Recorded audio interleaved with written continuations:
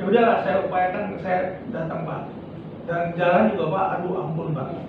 Sudah pakai teknologi, pakai Google Maps, pakai Waze, jalannya ditutup-tutup Pak. Oh, demo di Merdeka Barat. Itu dari situ Pak. Dan pembangunan di sepanjang Gajah juga diputar ke arah PGN, balik lagi. Ya, tapi alhamdulillah sampai sini. Teman-teman semua, saya tidak mempresentasikan. Saya sebenarnya siapkan presentasi, nanti saya bisa kirim ya.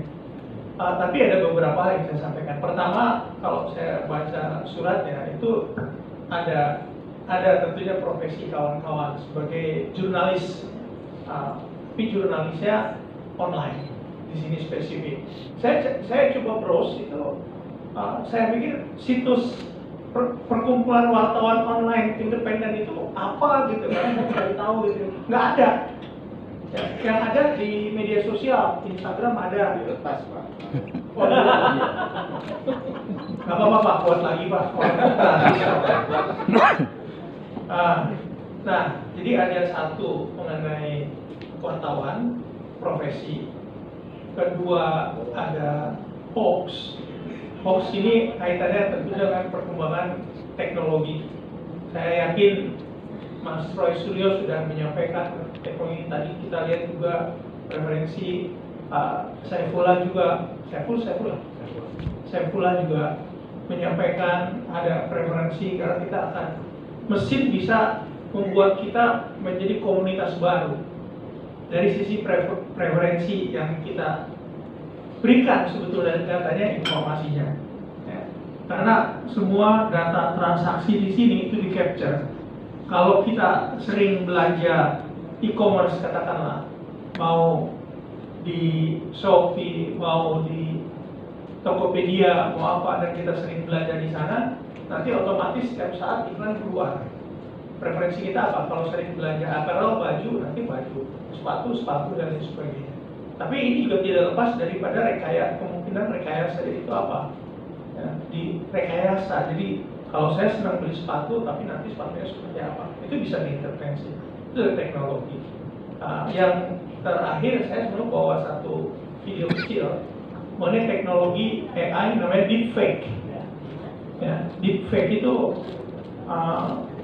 yang paling populer itu ada beberapa di Indonesia sudah beredar yang viral. Mungkin teman-teman sudah pernah browsing ya, bagaimana Wakil Presiden kita Pak Ma'ruf Amin pidato tapi menggunakan bahasa Mandarin.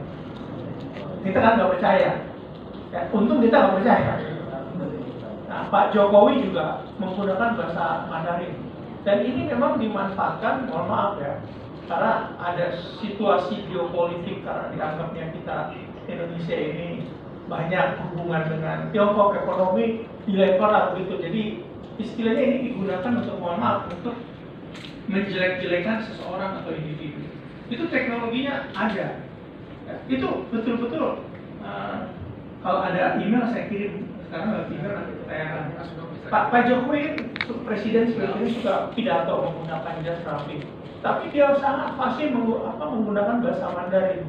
Yang saya cek ke teman saya yang bisa mengerti bahasa Mandarin, ini apa gitu loh, isi yang disampaikan. Dibilang sebetulnya itu bukan bahasa Mandarin, kita juga nggak ngerti gitu. Tapi orang, karena ini tujuannya adalah bukan untuk menyampaikan informasi sebagaimana kita media menyampaikan, misalkan pemerintah sedang melakukan apa dan lain sebagainya, tapi untuk mengelabui masyarakat. Saya ada, itu yang pertama ya, dari sisi teknologi. Kemudian dari sisi hoax ini kita tahu, hoax ini kan bukan sekarang, bukan ada pemilu, bukan ada pilpres, bukan ada pilkada. Dari zaman Rasul udah pernah ada hoax. Kita baca referensi. Zaman Nabi Isa sudah ada hoax. Kalau di sini mungkin ada yang teman Nasrani, tolong buka Matius 28, 11 sampai 14. Ya, di situ ditulis bagaimana kematian Nabi Isa itu disampaikan bahwa badannya dipindahkan curi oleh pengikutnya dan lain sebagainya. Jadi kan kita yang tahu bahwa sebetulnya Nabi Isa meninggal, terus bagaimana selanjutnya. Zaman Nabi juga demikian, berlaku juga pada saat hoax mengenai istrinya, hoax saat perang, itu ada semua. Jadi hoax itu sudah ada dari zaman dulu. Hanya sekarang memang kalau menurut kami dengan perkembangan teknologi yang keterlaluan. Saya ambil data dari Mafido. Mafido itu Masyarakat Anti Fitnah Indonesia. Dia itu kelompok ya, yang memang senantiasa memerangi hoax. Itu kolaborasi dari banyak organisasi yang memang memerangi hoax. Ini ada data menarik ya. Pada saat pemilu kemarin, platform dominan yang menjadi tempat penyebaran hoax. Nah, ini YouTube 44%, ini pemilu kemarin. Facebook 34%, X atau Twitter 8%, TikTok lebih tinggi daripada X 9%. Jadi keempat platform itulah. Sebetulnya kalau YouTube itu bukan media sosial, karena kan media sosial itu seperti Facebook, Instagram, Meta ya sekarang, Meta, Instagram, Twitter itu media sosial karena dipakai untuk masyarakat luas. Kalau YouTube itu bukan media sosial, YouTube itu adalah video file sharing, ya, tempat kita sharing tentang formatnya video. Jadi agak beda, teknologinya agak beda. Dan juga WhatsApp itu juga kadang-kadang, wah itu media sosial. WhatsApp itu bukan media sosial, WhatsApp itu messaging system, hampir sama dengan SMS, tapi kemampuannya lebih banyak. Dia bisa mengirim video, dia bisa mengirim foto, teks. Sedangkan SMS kan hanya teks. Tapi itu messaging system. Jadi pengelompokannya ada messaging system, ada video file sharing, ada media sosial. Nah yang paling banyak berkembang ada di media sosial. Karena apa? Karena berkaitan dengan masalah komunitas. Jadi itu yang kedua. Satu, perkembangan teknologi ya, yang memang perkembangan teknologi ini seperti double-edged sword, pedang bermata dua. Satu bisa membawa positif, kita nggak pusing lagi kalau naik ojek. Kalau dulu kan kita naik ojek harus ke pangkalan, bawa pohon mana jalan. Sekarang ojeknya yang datang. Ya itu teknologi ya, teknologi digital lah, membawa hal yang positif bagi kita. Bagi kita positif karena kita juga dilayani, didatangi, diantar semuanya. Dan juga yang tukang ojek ini juga mendapat manfaat. Kenapa? Dia bisa membawa orang lebih banyak. Kalau dulu kan pasif, nunggu. Ya orang yang datang. Kalau sekarang kan cepat sekali. Dan kadang-kadang dia juga tidak hanya membawa orang, tapi membawa makanan. Jadi itu nilai positifnya. Tapi negatifnya seperti saya sampaikan tadi juga ada juga negatifnya. Ya. Nah, di teknologi kedua hoax, yang ketiga berkaitan dengan jurnalistik di Indonesia. Wartawan kalau menurut saya profesinya jurnalis ya jurnalis saja. Basicnya adalah jurnalis. Hanya sekarang medianya yang berbeda. Ya, ini Pak Saifullah tadi sudah menyampaikan sebetulnya prinsip-prinsip jurnalis yang profesional yang mengacu kepada beberapa hal. Seperti kita tahu ada kode etik jurnalistik ya, ada 11 poin ya. 11 itu dari Dewan Pers. Sebetulnya itu kode etik itu mulainya sebelum perang Pak, sebelum merdeka. Kalau kita baca sejarahnya ya, diganti berkali-kali mengenai etika di jurnalistik. Yang terakhir itu yang 11 yang kemudian juga berbeda mediumnya. Itu kalau tadinya jurnalis itu bekerjanya outputnya dalam bentuk cetak, koran, majalah. Kemudian medianya elektronik. Beliau siapa namanya Pak Adenovic itu juga seorang jurnalis sebetulnya, karena dia mewartakan sesuatu. Medianya adalah elektronik, apa? Radio sebagai penyiar. Mungkin penyiar TV, media juga elektronik. Tapi kontennya, profesinya tetap sebagai seorang jurnalis, tunduk kepada beberapa hal seperti tadi. Bagaimana menyampaikan, bagaimana yang namanya jurnalis itu, ya selalu, saya dulu diajari Pak, oleh wartawan senior Tempo di kelas gitu ya. Bagaimana menghadapi teman-teman media, bagaimana menghadapi wartawan. Ya. Kurang lebih, bilang gini, Ruth, you harus ngerti sama wartawan. bukannya mereka itu memberitakan Anda jelek, tapi mereka ada beberapa kendala. Pertama, wartawan itu tidak mengerti sepenuhnya. Coba wartawan mau interview Pak Tejo, coba. Ya, wartawan apa yang mengerti mengenai kapal angkatan laut? Tidak ada. Yang mendalam, yang ngerti angkatan laut adalah angkatan laut itu sendiri, satuannya Pak Tejo. Jadi wartawan mempunyai kendala, dia tidak memahami sepenuhnya substansinya yang dia interview, yang dia wawancara. Itu yang pertama. Yang kedua, wartawan itu selalu punya kepepet, Pak, dari sisi waktu. Karena apa? Ada tenggat waktu, Pak. Kalau zaman dulu jam 11 itu, jam 10 itu harus masuk ruang redaktur. Redaktur nanti ngedit. Kadang-kadang redaktur suka telepon. Ini zaman dulu, zaman apa? Zaman masih cetak gitu ya. Ini benar nggak nulisnya gini? Ya benar nggak nulisnya gini? Nah, soalnya mereka juga takut ngaluh gitu loh kalau ternyata salah. Jadi mereka melakukan check and recheck karena takut. Itu yang kedua. Pertama, tidak mengetahui banyak. Kedua, di kepepet waktu. Tapi wartawan harus namanya punya perasaan smell red. Jurnalis itu smell red. Smell red itu kayak tikus itu, nembus-nembus itu. Ini orang ini bener nggak ngomong sih? Dia harus bisa judge bahwa ini orang nggak benar gitu. Karenanya harus ada proses namanya check and balance. Saya nggak bisa terlalu percaya kepada narasumber ini, jadi saya cek ke tempat lain. Itu yang harus dilakukan oleh jurnalis, baik itu media apapun itu. Nah, sekarang zamannya adalah digital, zamannya adalah online. Jadi perbedaannya apa? Prinsipnya harus sama. Yang bedanya apa? Dia lebih cepat keluar.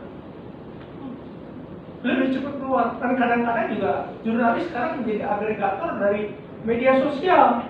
Dari media sosial, Mas Roy, kita kan tahu isunya apa. Oh, ini ada rumor atau kumpulin, ditulis oleh media banyak sekarang.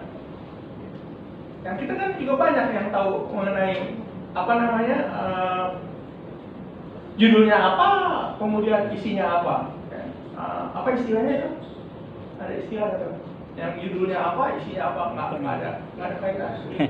Clickbait. Clickbait karena media online, bukan jurnalisnya ya, belum tentu jurnalisnya, tapi medianya. Karena kita juga kalau kita bicara stakeholders di media di Indonesia, dia ada perusahaannya sama seperti penerbit. Kalau dulu ada yang nyetak orangnya, ada penerbitnya, PT Kopasnya, ada jurnalisnya. Ini juga demikian. Mungkin kalau salah satu stakeholdersnya dari Dewan Pers adalah Asosiasi Media Siber Indonesia, AMSI yang saya kenal gitu ya. Nah, itu perusahaannya, tapi jurnalisnya mungkin ya adalah salah satunya adalah perkumpulan wartawan online ini gitu, teman-teman ini semua. Nah, yang beda adalah kecepatannya. Karena teknologi cepat semua. Kadang-kadang juga belum sempat melakukan pendalaman, wawancara kepada narasumber, dia udah dijejali oleh media sosial karena dia punya akun Meta, ya, dulu namanya Facebook, Instagram, wah ini berita ini, jadi ngambillah dari sana gitu. Nah, ini yang harus kita hindari. Karena prinsip sekali lagi harus dilakukan menjalankannya dengan, kalau menurut saya pribadi ya, kode etik jurnalistik yang 11 itu dibuka. Kemudian apa yang harus kita lakukan? Nah, teknologi tidak bisa dibendung, ibu bapak sekalian, teman-teman semua. Teknologi akan makin canggih, akan makin gila. Positifnya juga akan makin positif, yang negatif juga akan makin negatif. Itu sudah dari sananya teknologi. Ribut apa-apa, terakhir ribut ini masalah mengenai Starlink. Oh, iya. Ini akan membunuh operator seluler karena nanti kita telepon dari ponsel ke satelit. Saya katakan, di Indonesia itu 15 tahun lalu juga sudah ada namanya akses, hanya ininya besar, apa namanya? Bukan biru ya. Itu kalau saya katakan itu, mohon maaf Pak Tejo, saya bilang itu bukan ponsel, itu bandesu. Bandesu itu bandeng asu gitu, kan saking besarnya gitu. Nah, itu kita udah ada. Besar itu. Langsung ke satelit. Saya pun sekarang menggunakan itu telepon satelit ya, tapi yang punyanya satelit kan punya UAE Arab Emirat namanya Suraya. Jadi apalagi ke daerah-daerah yang tidak ada coverage seluler, ke hutan, kemana saya selalu bawa itu. Jadi kenapa mesti ribut, orang udah masih ada.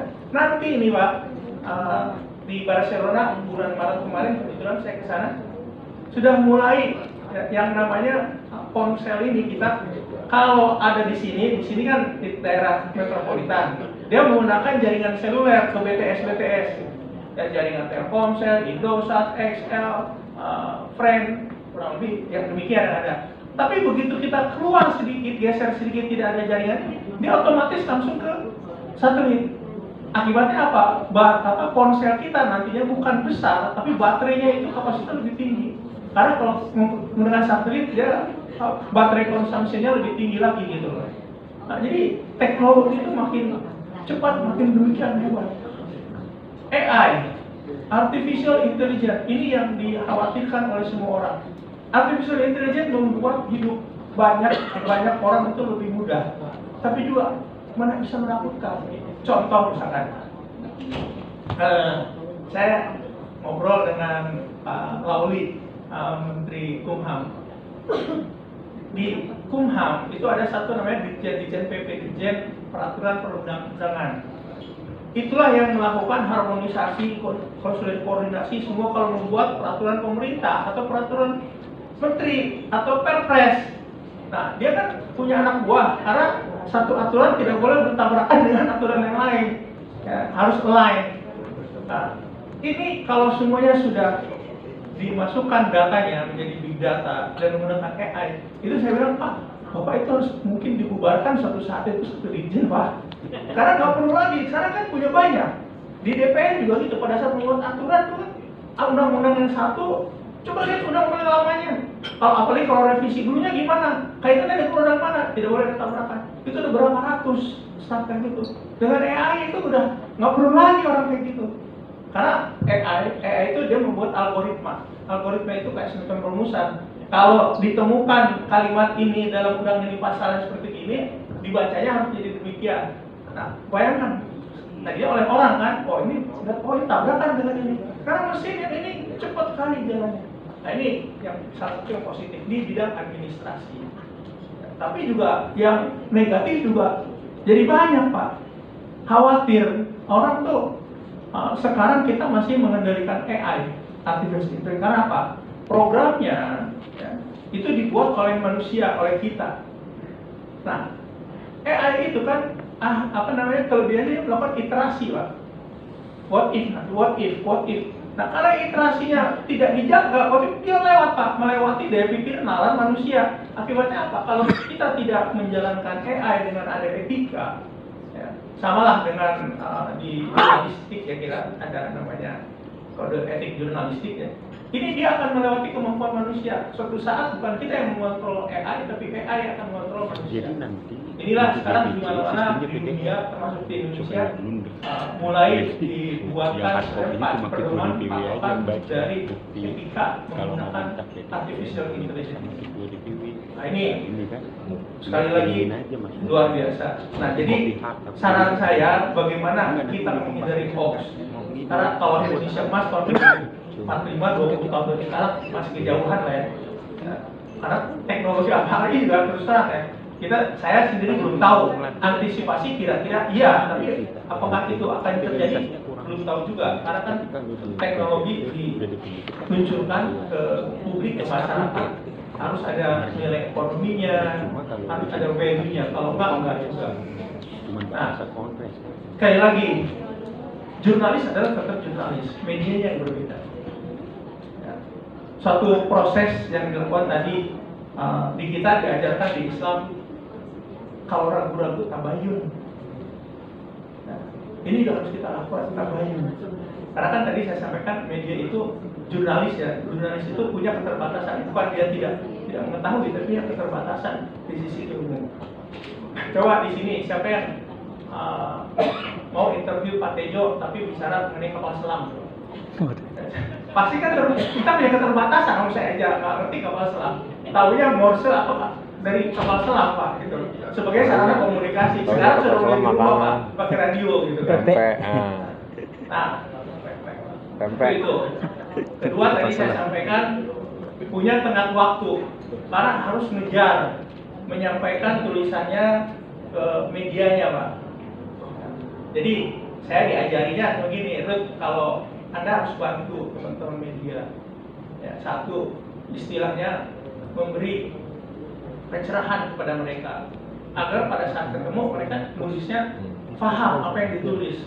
Ya, itu kontekstual. Terus kedua, kalau apalagi kalau bicara angka, kamu bawa ini satu halaman grafik. Jadi di jurnalisnya nggak pernah salah nulis. Itu yang saya lakukan waktu di ini, Pak, Power Doorstop di mana di istana. Ya udah gini aja, udah ya ini foto ya, jadi nggak ada salah. Jadi cara interaksinya demikian. Tapi sekali lagi bergantung kepada di medianya. Media itu kan hanya organ. Ya. Yang lebih penting adalah orang. Orangnya adalah jurnalis. Jurnalis apa? Jurnalis adalah kita. Dan jurnalis sekarang kan bukan sekarang ya, dari 20 tahun lalu juga tidak harus punya wadah. Blogspot itu yang aslinya juga jurnalis, ya, jurnalis. Tapi dia bikin medianya media sendiri. Siapa yang di sini punya blogspot? Ya itu sebenarnya latihan. Dan kalau dia lulus latihan di sana, tidak pernah ada bukan kontroversi ya, tidak pernah ada yang kontennya adalah tidak benar, dia lulus ya. Dan saya harap, saya punya keyakinan makin banyak kalau kita belajar, ya makin bagus. Saran saya yang lain adalah perkumpulan ini bergabung dengan gerakan yang saya sebut tadi, Mafindo, Masyarakat Anti Fitnah Indonesia. Ya itu ada platform termasuk yang platform yang besar, Pak. Ada Google di sana juga yang menyediakan kalau kita mau ngecek mengenai ini hoax atau tidak. Ada dua apa namanya? Sebentar ya, ada namanya fact check atau cek fakta. Cek fakta kalau kita ketik kan cekfakta.com, keywordnya apa dan keluar, nanti keluar, Pak, bahwa itu benar atau tidak. Siapa yang memverifikasi? Tadi disampaikan oleh Mas Saifullah juga bahwa media mainstream itu karena dia sudah lama dan dia menerapkan bukan 100% ya, tapi sangat menerapkan kode etik jurnalistik, prosesi juga dan lain sebagainya, itu harusnya menjadi saingan. Dan kita berharap banyak kepada media-media ini. Bukan berarti yang media online tidak, ya, tetapi bergantung kepada orang, bergantung kepada jurnalis sekali lagi. Yang pertama, ya, update terus diri kita mengenai perkembangan teknologi untuk dimanfaatkan yang positifnya. Kedua, bergabung dengan yang sudah ada sekarang, ada 20 kalau tidak salah di Mafindo, ada 20 organisasi yang memang mereka menyediakan platform untuk melakukan fact check atau cek fakta sebenarnya.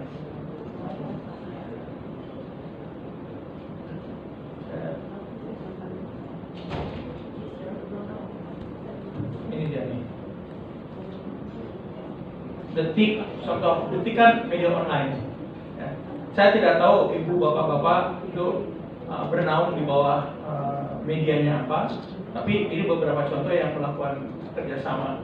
Detik.com, kompas.com, tempo.co, tirto.id, suara.com, bla bla bla bla, Pontan, Viva, Liputan, Kata Data, Menkom dan lain sebagainya.